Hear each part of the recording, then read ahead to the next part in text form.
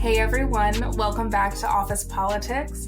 I am your host, Jasmine Reed Clark, and this is the space where we talk about life after the offer letter. In today's episode, I am speaking with fellow writer and creative consultant Anna Myers. You may have seen her words in Teen Vogue, Refinery 29, Glamour, MTV, Popsugar, Apartment Therapy, Self, etc., etc. She has a phenomenal newsletter, but more than that, a phenomenal spirit. Oh, and did I mention she is like 6 degrees away from Taylor Swift in a professional setting, and I didn't know this immediately. So anyway, we're gonna hop into her star-studded resume, what it's like having to sell trauma for clicks and what she's learned from the process, and really what the tea is for being a writer and in the public eye. And with that, let's get into today's episode.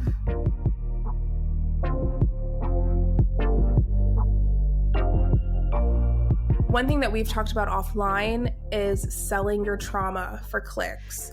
I just want us to really dive into what it means to set boundaries as a creative, a writer, and really a professional. So when we're talking offline, I would love to hear, how did you really come to the realization that there is this emotional exploitation that can happen in our industry? When did you first see it, and how was it affecting your life in the beginning? So it's interesting because in my case, I started seeing it right from the beginning, from my blog and online magazine.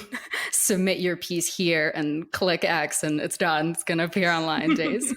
But it was self-inflicted in a way, which is strange now looking back, but it's really interesting that no one ever asked me, or at least I don't think it was very explicitly said that would be the way to progress. It was just something I maybe got from, seeing other people or inherently wanting to punish myself. I don't know.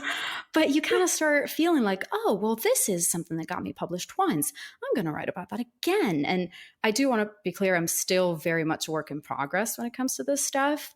But it's important to set boundaries, even if you're going to break them every now and again, because no one else will do it for you, first of all.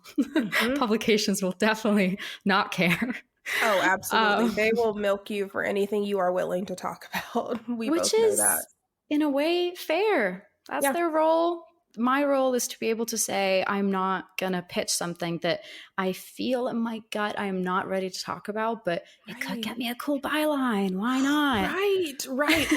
And then the other thing, and for me personally, this has been a symptom of cancel culture, but I also now think, is this something I will likely disagree with in the next 2 to 5 years? And sure, there's really no way to know, but I used to be much more open about talking on certain topics and beliefs and ideologies, and I have pulled back recently because I just want to be sure I can stand by my work later on. Obviously, I know there are going to be plenty of pieces. There are pieces out there now that I don't agree with, but don't agree with wholly. But I think that's also another thing I'm battling with in real time. Oh, I feel that so much. I was thinking about that recently, looking back on some, I lost a lot of work, which was, lost is in the proper sense of the word. Like I had a technical meltdown and my laptop lost a bunch of files. And so I had to go back on the early sites and download them again, which was excruciating because then, you're there, you start reading them. And I was thinking about that exact same thing of wow, I wrote this in 2014, 15. I do not love where my head was at. Not anything crazy, but even just how we spoke about feminism or how I would point fingers at other women or just think, Yes. And going back to the boundaries and I love what you said about, even if I have to break them from time to time, it's still important to put them there because no one else will. What are some of the boundaries that you have in place for yourself today, and how do you hold yourself accountable? Yeah. So I wrote about my eating disorder quite a few times, and I and it was one of my biggest pieces back when it first came out. I wrote about how I was struggling with something that I thought I'd maybe put to rest or like got better with. And then COVID happened and I found myself kind of spiraling again. And I pitched it, I think, on a Friday afternoon. And by Monday, I'd had it written. It was accepted, I had it written, and it was published the next week. And it was really great feeling to be like, wow, I'm like sharing myself with the world and like my problems, and I'm making people feel less alone. But that was a specific case where I was able to be really honest about everything that came with, a specific set of circumstances that you want to be really sensitive when talking about. And I think when that was published and I was so happy with it, I took that as an example of like, okay, this is how I want to feel. I'm not going to write if they try and, change anything where something that would actually make sense changing, that's fine. But if it's something that alters my perception of such a personal experience, I don't want that to be the case. If it's something, like an eating disorder, like an anxiety or a mental health issue or something big. I've been, it's very normal and part of the game to get edits, and I'm happy to change. I don't think that's a very strong boundary that I have at any point of like, oh, I can, embellish a little when it comes to what face creams I use or what, where I was when I realized this and this and who made me, I don't know, making up real stupid examples, but whatever that is. But when it comes to stuff that other people will read and either feel less alone or more alone in reading, I have to be really clear that with myself that someone else is going to read that and it will have an impact on them. And so I always try and think of the reader, if that doesn't sound too egotistical, when putting those boundaries. Because if they're just for me, I'm going to break them more easily. But if I'm thinking, if I lie about something, or if I'm not, or actually if I'm too honest, but then it's just depressing, that's not helpful to anyone. Completely agree. But switching gears just a little bit, I, like you, have, we both have switched careers and industries several times over. And I want to know, what did it teach you about how to, kind of what we said, be your own PR person and really market your transferable skills? And what was your motivation behind each career change? Oh, I love this question because it taught me everything. I am so grateful every day that I managed to, switch over numerous times and still be here to tell the tale and not just be like, wow, that was a mistake and I don't know what I'm doing now. So that's insight. What motivated it is I was just so sad as an actress. I was, doing little short films here and there, a few commercials, a Durex commercial. That was my like straight out of drama school claim to fame. Still on the internet, you can find it. But it's a waiting game and I am not very patient. And I was just so sad. Day after day, I don't want to say I was in the darkest place I've ever been, but it wasn't nice. It was really not fun to like come home every night and be like, what the hell am I doing with my life? And why can't I just say this to myself and like be real and say, this is not working? It's just like any bad relationship. You have to be honest with yourself to be able to get something better. And I wasn't for so long, and it was truly, truly a horrible feeling. And as it usually is with terrible relationships, you just reach a point where I just couldn't do it anymore. And I remember I wanted to cut my hair and my agent said, no, I know. Whenever we want to grab scissors, give ourselves bangs, like we're going through some shit. But as an actress, I couldn't. Well, I could, but I remember I had to ask my agent and be like, well, maybe I shouldn't because then I'll have to take new pictures. Oh, but actually, wait, I wanted to go on holiday. I can't because I might get this audition. And then obviously I didn't get it, so I didn't get the job nor the holiday. And I just, I had a breakdown, to put it nicely, and realized I just could not take it anymore. It was just not worth it. Even if I became the next Angelina Jolie, it was just not worth the pain that I was going through, those months of uncertainty and wondering if I ever could get anything better than that. And that's the real thing, the real struggle about switching careers. I don't know about you, but for me, it was just the thought of like, will I ever get anything else? Like, am I, do I know what I'm doing? Or am I just like saying goodbye to one thing and that's it? That and is, honestly, rationally, like I can, get a job tomorrow. It's fine. It might not be the job of my life, but I can get something. In that moment, you're like, I will never work again. Oh my God.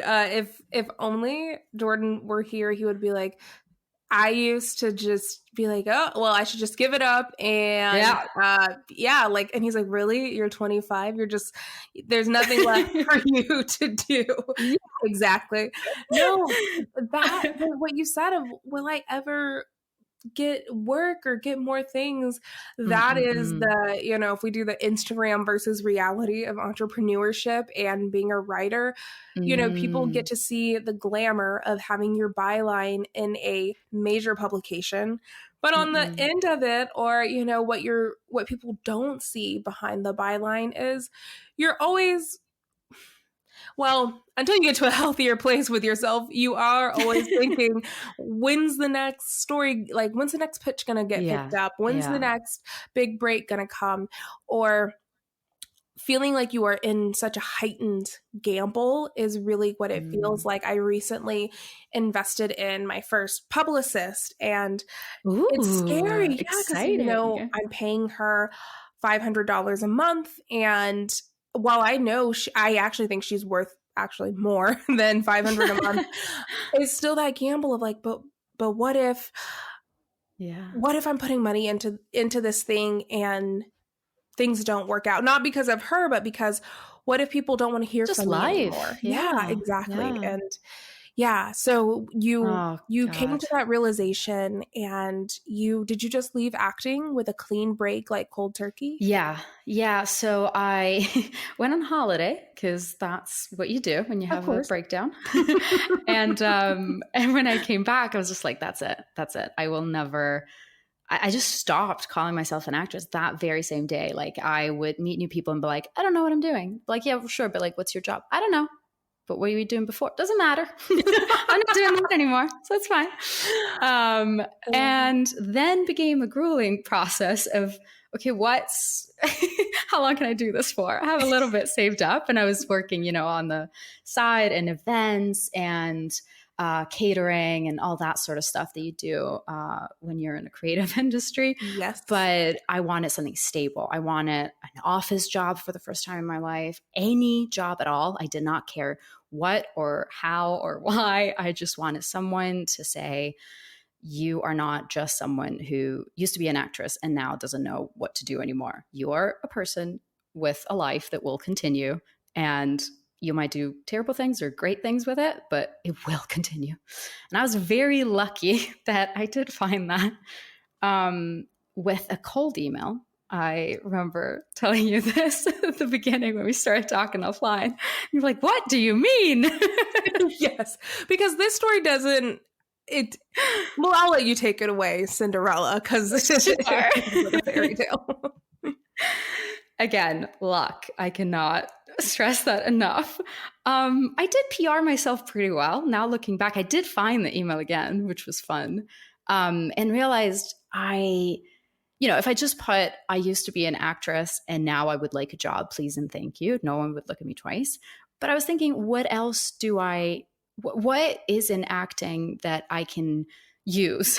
What can I use here? So I have skills. I, work long hours on set, thinking on the spot, creative solutions all the time, because there's always something that goes wrong. You're very adaptable. You just adapt to thing after thing after thing, from what the director says to like weather, to you thought you had a job and now actually it's a different one, but it's tomorrow. But like the one from Friday, oh, they moved that back, so you need to shoot this tomorrow, but you haven't learned the script yet. All of that is very valuable when you apply that to another industry. I just had to learn to kind of see it that way and actually tell myself like, this is valuable, so you can sell this in an interview. And because I want to hold on to your story, but there's such a important lesson in that for those who are listening, who may be thinking, well, I wasn't an actress. No. Whenever you are looking to change industries, ever, from being a teacher, you want to go back to the corporate life, or For vice sure. versa. What was a question, or what is a question people can ask themselves when trying to decipher which skills are transferable, or what skills are valuable across different industries? I think ask yourself what you're proud of, and what you're not, and just start there. Yes. Because if I go, I'm very proud of, I did learn scripts at 11 at night and then was on set at 7 a.m. the next morning. Yeah, of course I'm proud. Why can't I use that? It doesn't have to be like, in my CV looking pretty. I can just say that. Or, I mean, it is also on my CV, but once I have that in my mind, it's a lot easier to think of myself as someone who can use that in other industries or in other jobs. If I just think, the classic case, I'm not a mother, but I imagine this is what parents go through all the time when they're like, well, I was out of the workforce for so long and now I want to go back. That's so valuable. I know society tells us it's not, but that's on society. It's not on us. A parent, just think of all the things that you have to juggle at any given second of the day and night to keep a child alive. That is a skill. That is 10 skills. That is all the skills. 5 out of 5 adaptability. So, right? 100%. And you think, I can't say, how many leads did I get on a certain project, or how many links I got for my website, or those are the metrics that we're used to seeing and talking about and reading about. But there's so much more that you can think for yourself and about yourself and try to use that instead of just the pretty metrics. Absolutely. Thank you for letting us take that detour. I think that's just really something everyone can take away from this episode. But okay, so I'm excited. You were thinking about what are the things I can really put in this cold email, and I'll let you take it away from here. Well, and so I sent that kind of all over in London, from production companies to, I think, other events agencies. And then I always loved music and film, were always my two greatest passions, but then I chose film because I don't play an instrument. I play the piano, but just for fun. But I did always have this dream of going back and working in music. So I sent that one cold email to Taylor Swift's publicist in London. And I, again, was very, very lucky that they said, we had an intern, but they just left. Actually, can you start on Monday? And I was like, sure, I'll do that for a little bit. That sounds great. Now, and actually I stayed for almost 2 years. Wait, pause, because I have to ask, was Taylor Swift's publicist just on Indeed.com with how did you find the posting? No, and when I say at the time.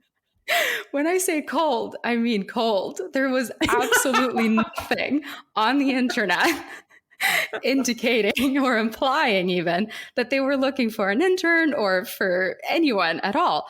I think had a list of agencies and just looked at the roster, and I said, I really love your clients. I think I want to learn from you. I think I could be a great asset because I do work great under pressure.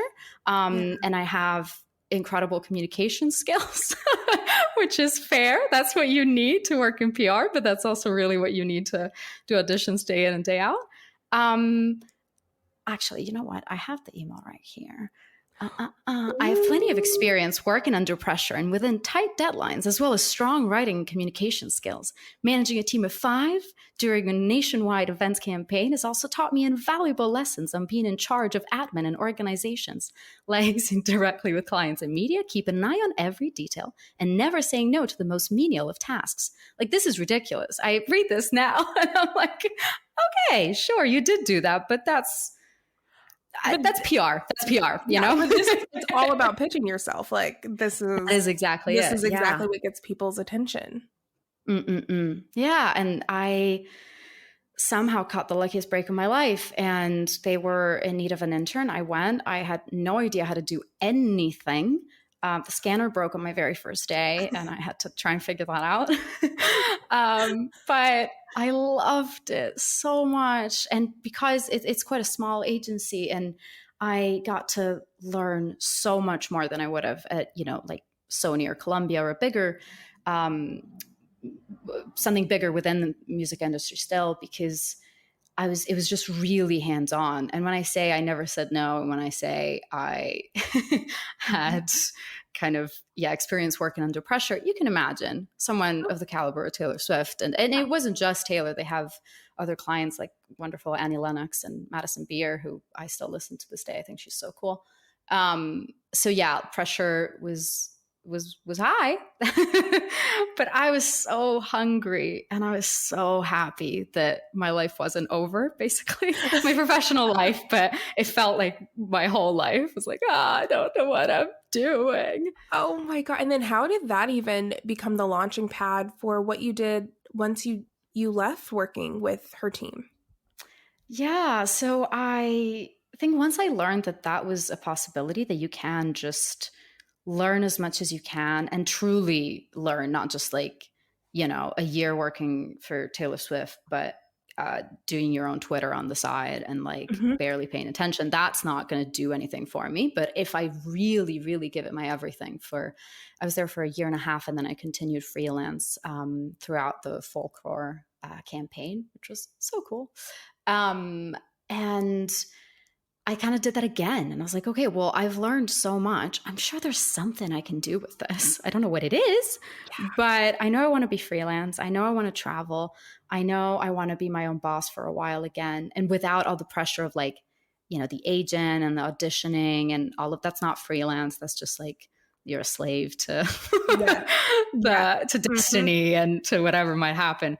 Whereas a proper business, what I call it now, it's a consulting business. So I do a little bit of music PR consulting. So basically just writing press releases and doing campaigns for other artists. And I've put that a little bit on pause at the moment because I'm writing so much. I'm doing some voiceovers, which is other thing that I was doing on the side while I was acting. And I continued that because it's great money, and who wants to say no to money? But it's a proper business. And I would never have been able to do any of it, or even just, on good days, it's great. And then on the bad days, you need something to have very clear in your mind of like, this is why I'm doing it. And this is why I'm good at it. And this is why I'm going to bed.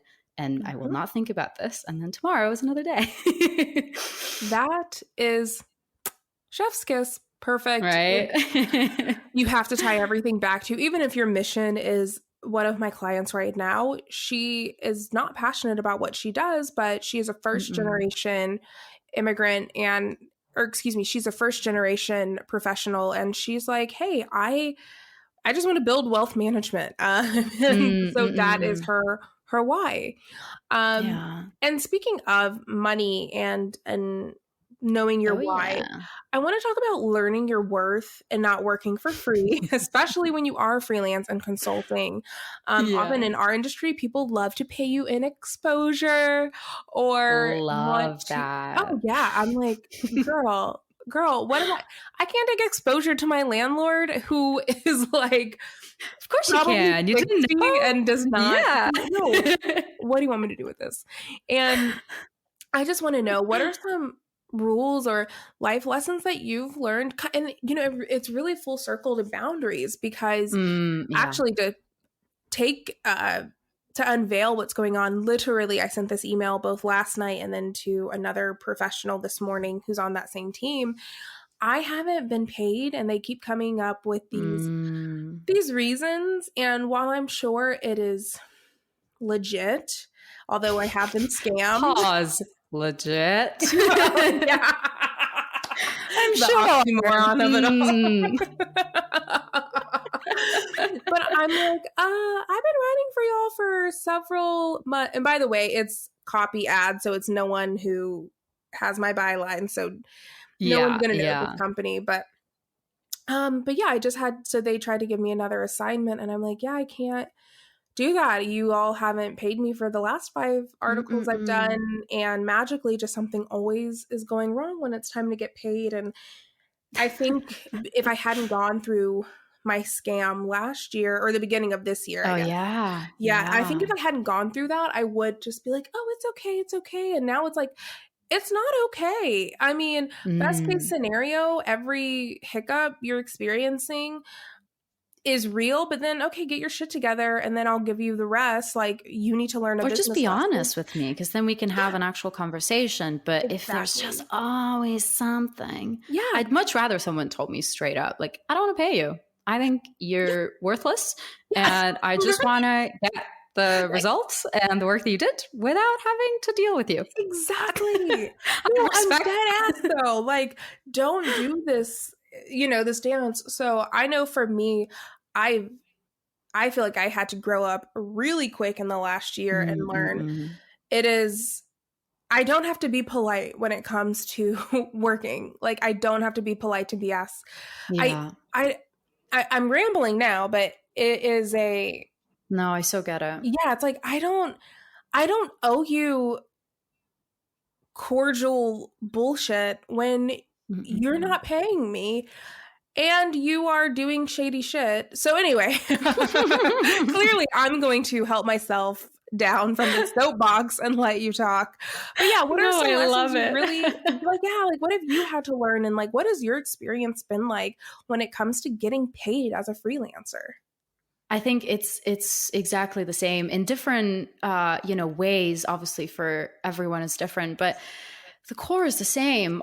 First time you get scammed, whether it's $100 and you never get them back, or I'm sure there's people getting like pushing forward and forward, and they're like, oh, it'll come with the next assignment, and then it's a huge amount.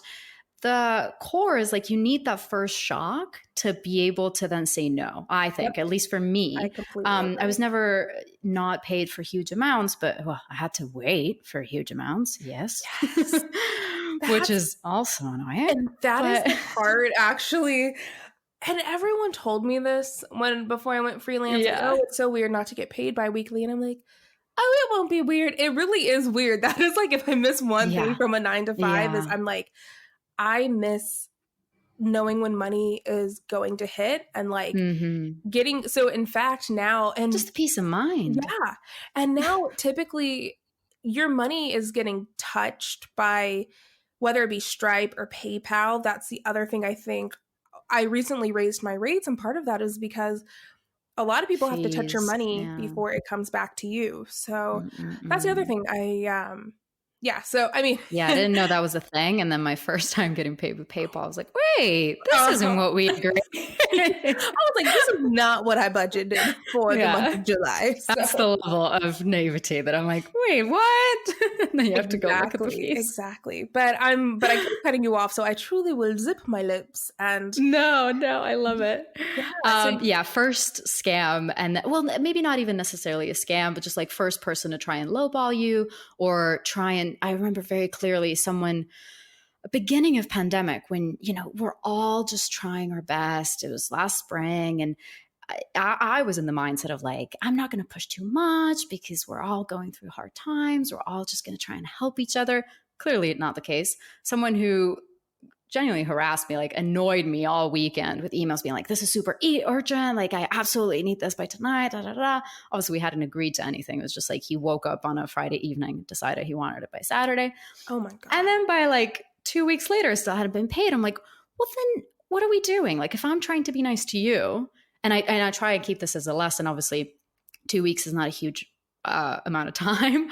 But in that case, it was the first time it happened post-COVID, or like during COVID. And so it was kind of a shock of like, oh, we're still doing this.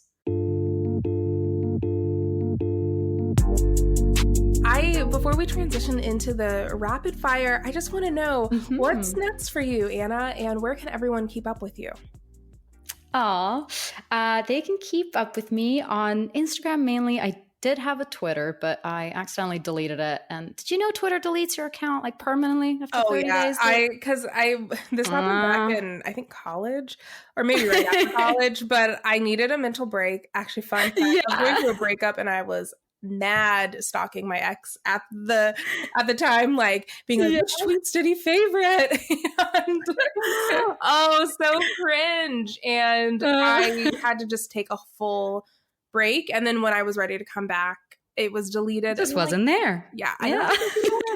Twitter's a pretty toxic place anyway, so it was. I'm kind of glad I lost it. Yeah, but there were some fun tweets in there. I curated it for years and years. I'm kind of mad at myself. But anyway, you can keep up with me on Instagram mainly at Anna Myers139 and at www.annamyers.co.uk. You can find my newsletter. I write weekly essays about joy and light and how to find inspiration everywhere around you. I think it's pretty cool. People think it's pretty cool. I love it. It's my little baby. And what's next for me? God knows. I was trying to move to France before all of this, so I'm hoping that will still be a possibility. Restrictions. When I say before all of this, like genuinely like March 2020. So I've been waiting a while. I feel like it's so funny that I feel like so many of us had these like pretty lofty goals for the beginning of 2020 and just poo-poo. I think we're getting close. I don't want to say too much. I don't want to jinx myself. I'm like, but I'm knocking on every piece of wood. I'm just like, I'm going to keep my ass right here. Like, just yeah. But then again, I don't know. The ocean's on fire, Anna. So who knows? We'll. God. I need to. Okay. When you say that, really it puts it in perspective. I'm Jordan here trying to go to France. The ocean's on fire, and I'm like, oh yeah, I know. Like I thought it was a euphemism. He's like, no, Jasmine, the ocean is on fire, and then he sends me a picture, and I'm like, oh my God. All right. Sure. And speaking of fire, let's get into this rapid fire question. Good segue. I know. When was a time, either professional or personal, that you realized the right thing and the hard thing were the same? I love this question so much. I think every damn time, but that's besides the point. I think if something is really, stuck in your throat and you're really itching to do something about it, but you can't, it's so hard. That's probably the right thing. Your intuition is great. Follow it. In my case, it was leaving acting and just starting over completely and having no idea what I was doing next, but knowing deep down that it was the one good decision I've ever made in my life. Wow. Oh, that's beautiful. Wow. And I love what you said about intuition. Yes. Follow it. And the more you follow it, the more you are going to hone it. It's a muscle. Yeah, it really is. Yeah. You can't question. Yeah. And what is your favorite way to celebrate big and small wins? A lot of pasta. I am Italian. That is the first thing. Now, I'm a bow tie kind of girl. I'm 100% serious. I know. No. I'm a bow tie kind of girl, and I like the ones, I just love when it's like spirally as well. Do you have a favorite kind of pasta? Ooh, so many.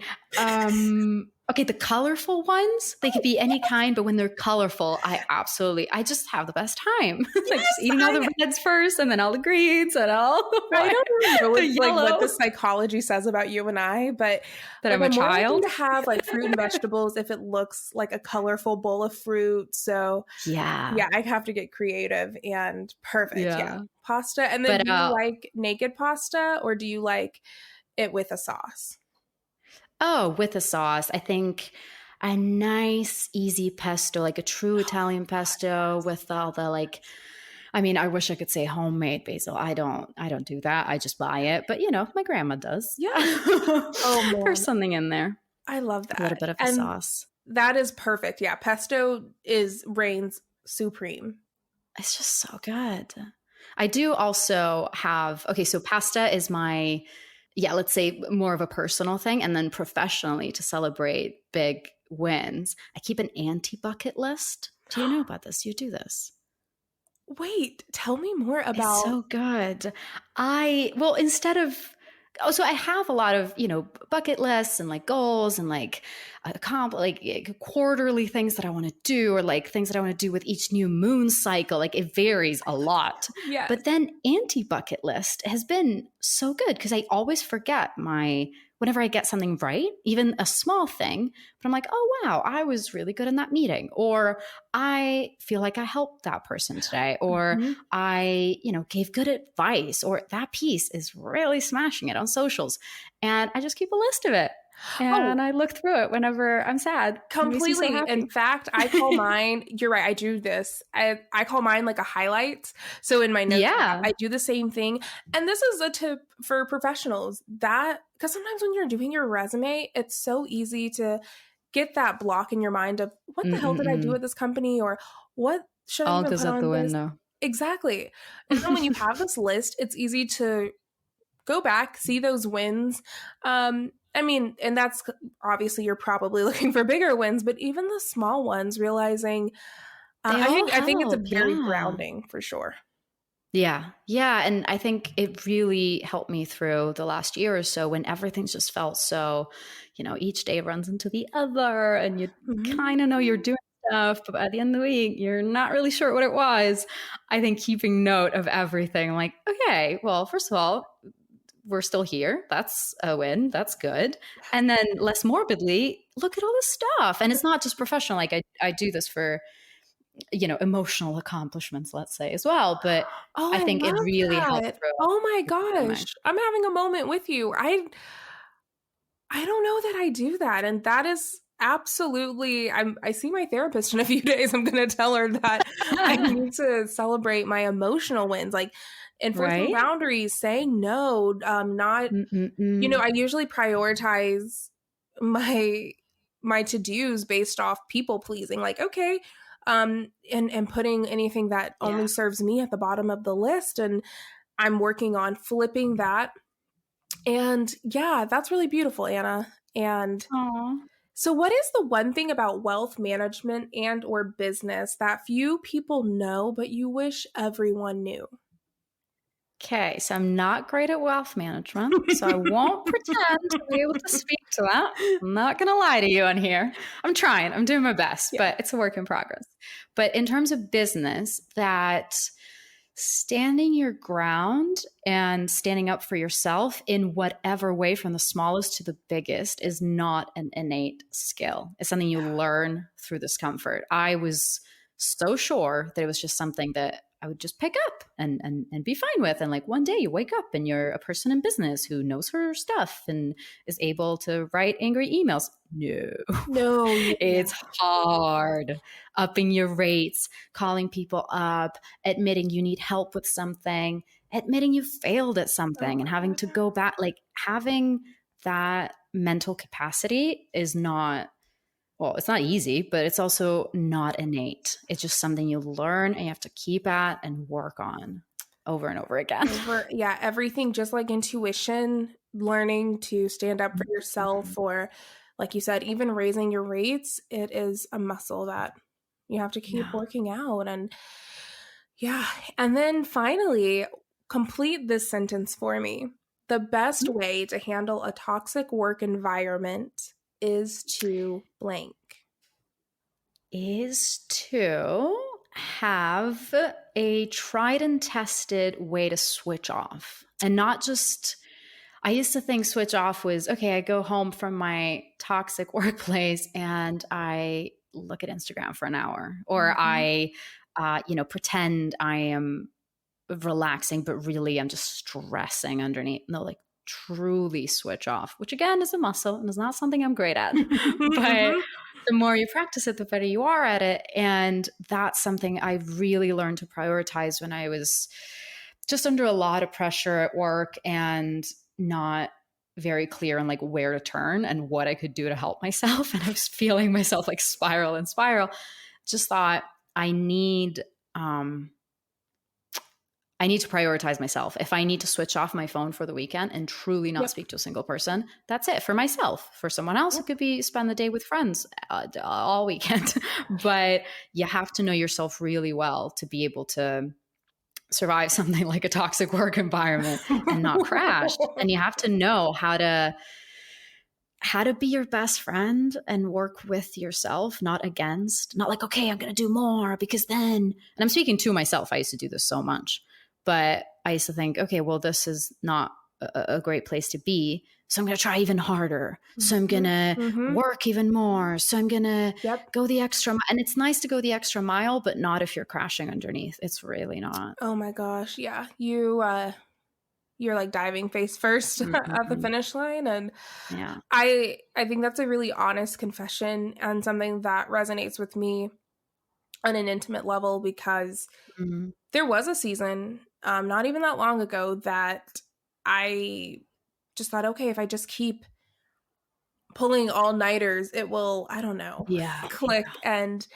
you know, yeah, sometimes all-nighters are fruitful, but for most of the time it got to, I remember like looking over at Jordan being like, I can literally feel like I can feel myself aging and dying and like deteriorating. Yeah. So I have unfortunately had to learn the lesson many times over, but find that tried and true routine and really honor it. And if you are lucky enough to have people around you and supporters, allow them, because there was a season where I would like snap if like get sassy. I mean, not literally snap, but get sassy if Jordan was like, hey, like you said you were going to put your laptop away at 8.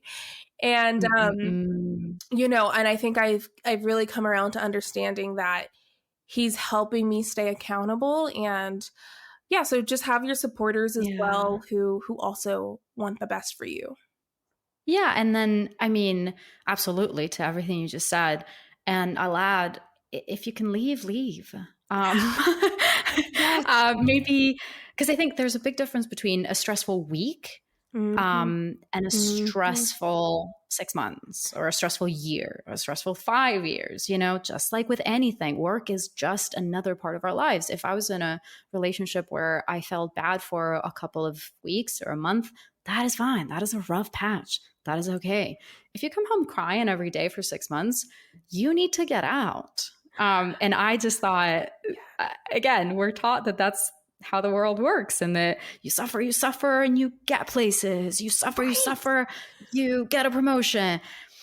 Maybe, but at what cost? And also, do you want that promotion, or are you just staying in it because you think that's the only thing you can do? That's I hope in this decade, you know, in when I was 25, I began to do this, but I hope to do it more in this decade, in my 30s, bucking societal norms or ideologies that A, do not serve me, but B, truly are bullshit.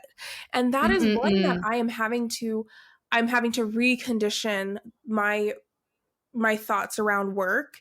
And that is it. Like, oh, you have to put your blood, sweat, tears, and mental health into something before you see success. And that is one where it's, okay, how can you still prioritize what's important? How can you keep your values aligned and, you know, see something that you want out into the world, go into the world. So I, you know, once I perfect it, I'll let everyone know, but there's a lot of yes, please do. There's a lot of at least here in America, there's a lot of capitalist idols that thankfully I think in time we are beginning to call them out and break them down.